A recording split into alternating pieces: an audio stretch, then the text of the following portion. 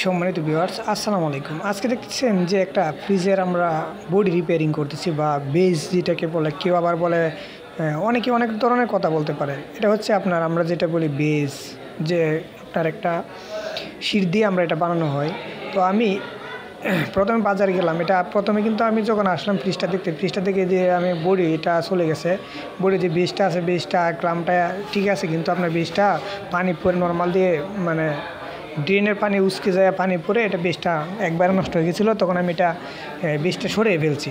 সরানোর পরে যেই আমি নতুন করে আবার বাজারে গেলাম, বাজারে গিয়ে পরে আমি আবার একটা প্লেন শিট কিনলাম। প্লেন শিটটা কেনার পর আমরা এটা একটা করে বাস দিলাম। বাসটা হয়তো আপনার ভিডিওতে দেখায় নাই, কিন্তু আর দ্বিতীয় বাসটাও দেওয়া হয়েছে। দুইটা বাস দিয়ে আমরা যখন এটা সুন্দরভাবে লাগানোর জন্য আমাদের কিছু করণীয় ছিল। এটা আমি ভালোভাবে ওয়াশ করে নিতেছি। ওয়াশ করার কারণ হচ্ছে, যদি এইগুলা উঁচু নিচু থাকে তাহলে কিন্তু সঠিকভাবে বেজটা বসবে না। আর সাইড দিয়ে একটু করে নিতেছি, রাউন্ড করে কেটে, যাতে একটু মাথা থাকবে, ওই মাথাটা যাতে ওই যে আগের যে বাসটা আছে বাসটার ভিতরে ঢুকাই দিতে পারি। ঢুকাই দিলে মানে কি হয়, ওই যে সুন্দরভাবে আপনার বীজটা বসবে। বীজটা বসার জন্য আমি দেখেন আমি ঢুকাই দিতেছি। ঢুকায় ভিতরে উপর দিয়ে কাজা দেবো, কাজা দিয়ে মানে আর একটু কেটে নিতে হবে। কারণ হচ্ছে এই পাশে যদি না কাটি তাহলে বীজটা একটু বড় হয়ে গেছে, বীজটা একটু ছোটো করে নিতে হবে যাতে এটা ভিতরে ঢুকানোর জন্য ঢুকিয়ে নিয়েছি। আস্তে আস্তে করে একটু হ্যামার দিয়ে নিচ দিয়ে বাড়ি দিয়ে হ্যামার দিয়ে ঢুকিয়ে নিয়ে এখন এই পাশের যে অংশটা আছে এই পাশের অংশটা কাটতে হবে। এটা সমান করে করে দেবো। তার আগে বলিনি যারা ফ্রিজে কাজ করবেন, কিন্তু এইগুলো কাজগুলো একটু সতর্কভাবে করতে হয়। কারণ হচ্ছে এটার কিন্তু অনেক সময় বুস্টার লাইন থাকে। বুস্টার লাইন বলতে এটা কন্ডেন্সার লাইন থাকে, দরজার পাশে থাকতে পারে, মাছের যে বীজের নিচে থাকতে পারে, নিচের বীজের নিচে থাকতে পারে। এটা এক এক ফ্রিজের এক এক জায়গায় দিয়ে থাকা হয় আপনার। সেই জন্য এটা করার সময় একটু লক্ষ্য করে কাজগুলো করতে হয়। কারণ যদি আপনার বুস্টার লাইনগুলো কেটে যায় তাহলে কিন্তু আপনার একটু সমস্যা। বুস্টার লাইন যদি আপনার লিক হয়ে যায় তাহলে গ্যাস চলে যাবে। গ্যাস গেলে মানে বুঝতে পারছেন আপনার কত টাকা দণ্ডনীয় জরিমানা হয়ে যাইতেছে।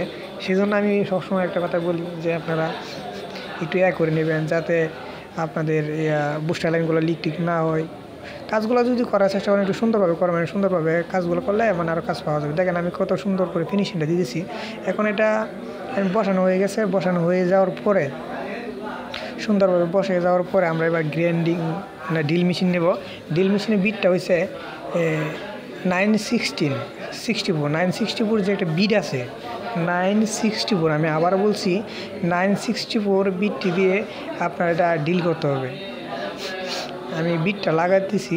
বিটটা 964 বিটটা কিনতে আপনারা হয়তো কেউর কাছে 10 টাকা 20 টাকা 15 টাকাও নিতে পারে, কিন্তু আমি এখানে কথা বলতেছি আপনারা যদি 964 বিটটা নেন, বিটটা নিলে আপনারা অবশ্যই আপনারা যে স্টিলের যেটা আছে স্টিলের বিটটা ওইটা নেবেন। হয়তো আপনারা 100 টাকা বা 80-90 টাকা, এটা হচ্ছে আপনারা তো জানেন টেকনিশিয়ান ভাইয়েরা এক একজনের যার কাছে যত টাকা নিতে পারে তারা। তো আপনারা স্টিলের 964 বিটটা ইউজ করবেন। 964 বিটটা দিয়ে আপনি স্টিল আপনি করতে পারবেন, মানে ডিল করতে পারবেন। কারণ হচ্ছে আমি লোহাটা দিয়ে আপনি অনেক সময় হয়ে যায়, ভেঙে যায়, হয়ে যায়, মানে আপনার ফেসটা চলে যায়। কিন্তু যখন আপনি করবেন 964 বিটটা, যখন আপনি স্টিলেরটা দিয়ে কাজ করবেন তখন দেখবেন কোনো কিছু হবে না। কারণ হচ্ছে স্টিল দিয়ে যে আমরা লোহা তামা এগুলো যদি করতে যাই কোনো রকম প্রবলেম হবে না। এখন যদি লোহারা সিদ্ধ করতে যাই তাহলে কিন্তু এর সমস্যা, কারণ পেঁচ চলে যায়, অনেক সময় অনেক সমস্যা হয়। তো সেই জন্য আমি বলবো যে বিট নিলে আপনারা 964 যে বিটটি আছে ওই বিটটি নেবেন। তো আমি বিটটি লাগিয়ে নিয়েছি, কিন্তু দেখতে পারলেন আমি কিন্তু বিটটি লাগাই নেওয়ার পর আমি এক করে আমি ডিলগুলো করতেছি আর রিপিটগুলো মারতেছি। কারণ প্রথমে কিন্তু এই যে বিটটা দেখতে পাচ্ছেন যে বিটটা আমি যখন লাগাইছি বিটটাতে কিন্তু সমস্যা দিয়েছিল, পরে আবার টাইট দিতে হয়, বারবার এই সমস্যা কি। আর পরে এক করে আমি ডিলগুলো করার পরে আমি এক করে রিপিট মারা কমপ্লিট হয়ে গেলে তারপর ডালাগুলো বসাতে হবে। তো এটাতে মনে করেন যে বুস্টার লাইন থাকে, সেজন্য অনেক কষ্ট করে কাজগুলো করতে হয়। এখন দেখতে পাচ্ছেন যে আমি ডিলটা একটু লাগাইতে সমস্যা হইতেছে। ডিলটা লাগাইতে সমস্যা হওয়ার কারণ হচ্ছে যে আমি আপনাকে বলছি যে লোহার যে বিটগুলো আছে এগুলো দিয়ে একটু সমস্যাগুলো হয়। দেখেন আমার এখন লোহা দিয়ে অন্য একটু ছিদ্র করে পরে বিটটা ঢুকাইতে হয়েছে। কারণ আমি একটাই বলছি যে আপনারা যদি বিট কিনেন তাহলে স্টিলের যেটা বিটগুলো আছে ওই বিটগুলো কিনবেন, যাতে আপনি নেক্সট টাইম কোনো রকম সমস্যা না হয়। এখানে আমি কিন্তু লোহার যে বিটগুলো আছে আমি ওইখানে স্টিলের পাই নাই, সেই জন্য আমি লোহার বিটা আমি সাইডটা নিয়েছি, কারণ আমি জানি যে ভেঙে যাবে। সেই জন্য আমি বিটগুলো বাড়িয়ে নিয়েছি, সমস্যা দেবে এই জন্য বিটগুলো বাড়িয়ে নিয়েছি। কারণ আমি যে বাজার গেছিলাম ওই বাজারে আমি পাই নাই, মানে আপনার যে বিটগুলো যে স্টিলের বিটগুলো ওই বিটগুলো পাই নাই। সেই জন্য আমি লোহারটাই নিয়ে আপাতত আজকের কাজগুলো করে ফেলবো। আজকে অলরেডি আমার চেম্বারের কাজ, আপনার এই যে এই বেজের কাজ আমার প্রায় দুইটা কাজ, এটার পর আরেকটা কাজ আছে। তো ওইটার ভিডিওটা হয়তো আমার ক্যামেরাম্যান সমস্যা, আমি হয়তো একজনটাতে ক্যামেরা ধরাই দিই, ওরা ঠিকভাবে ধরতে পারে না, এটার জন্য আমার কাজগুলো কমপ্লিট হয় না।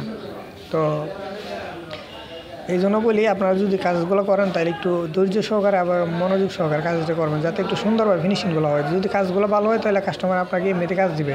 দেখেন আমার কিন্তু অলরেডি লাগানো কমপ্লিট। দেখেন আগে যেরকম বেসটা ছিল সেম হুবহু এরকম, কিন্তু একটু পার্থক্য রয়েছে। আমি যে রিপিটগুলো মারছি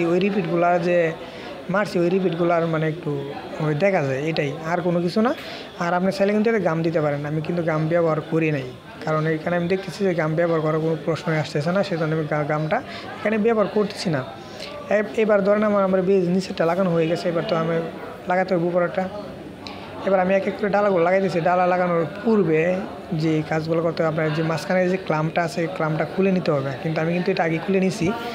খুলে নিয়ে এবার আমি বেশ এই ডালাটা সুন্দরভাবে লাগাবো।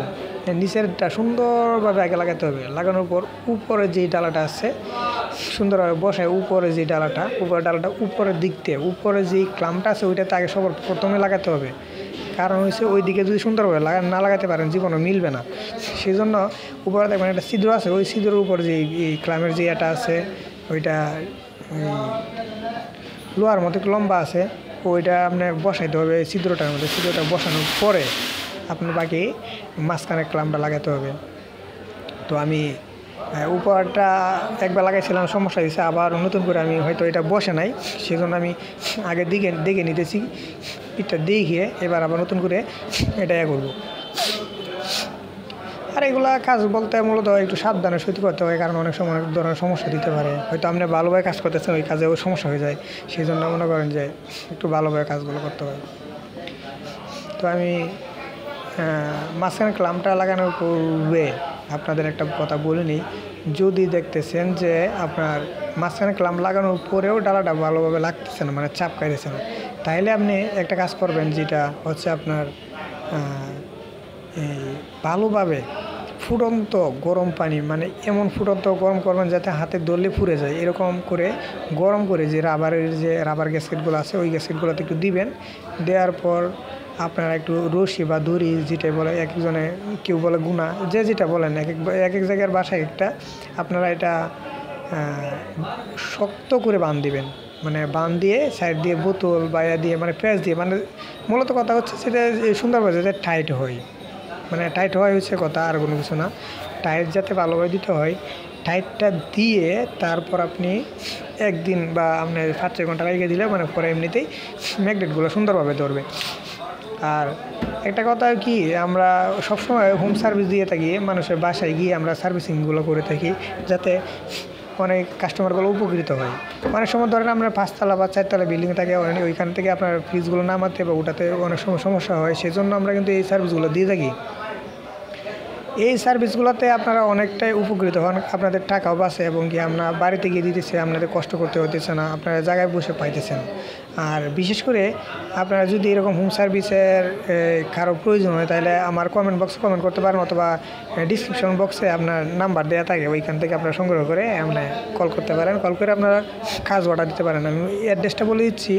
অ্যাড্রেসটা হচ্ছে আপনার ময়মনসিংহ জেলার ভিতরে যে কোনো জায়গায়, ময়মনসিংহ নান্দাইল থানা, ঈশ্বরগঞ্জ থানা, ওই মদন থানা, আপনার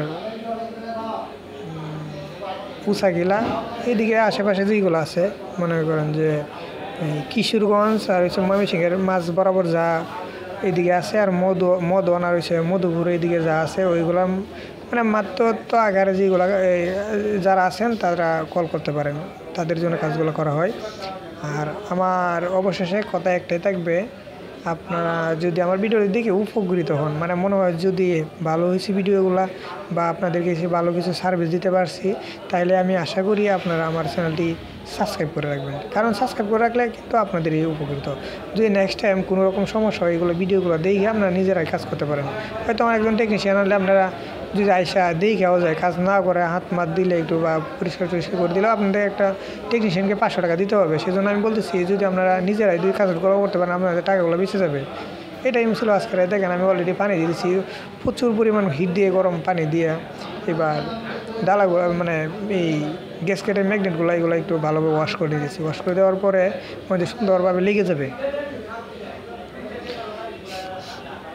তো আমি হয়তো অনেক ভিডিওটা লং টাইম বড় হয়ে যাইতেছে, আমি হয়তো ভয়েস আর দিতে পারি কি না সেটা না, এখন মনে হচ্ছে আমার আমি ভয়েস ছাড়া আপনারা হয়তো বুঝে নেন, পরে আমি নেক্সট টাইম দড়ি দিয়ে আমি বাঁধ দেবো, দিয়ে রেখে দেবো, পরে এমনিতে অটোমেটিক ঠিক হয়ে যাবে। যদি ভিডিওটি ভালো লাগে থাকে আপনাদের কাছে একটা সাজেশন আমি আবার বলছি, চ্যানেলটি সাবস্ক্রাইব করে পাশে থাকা বেল বাটনটি প্রেস করে রাখবেন যাতে এরকম নিত্য নতুন ভিডিও সবার আগে পেয়ে যান। ধন্যবাদ সবাইকে, আসসালামু আলাইকুম।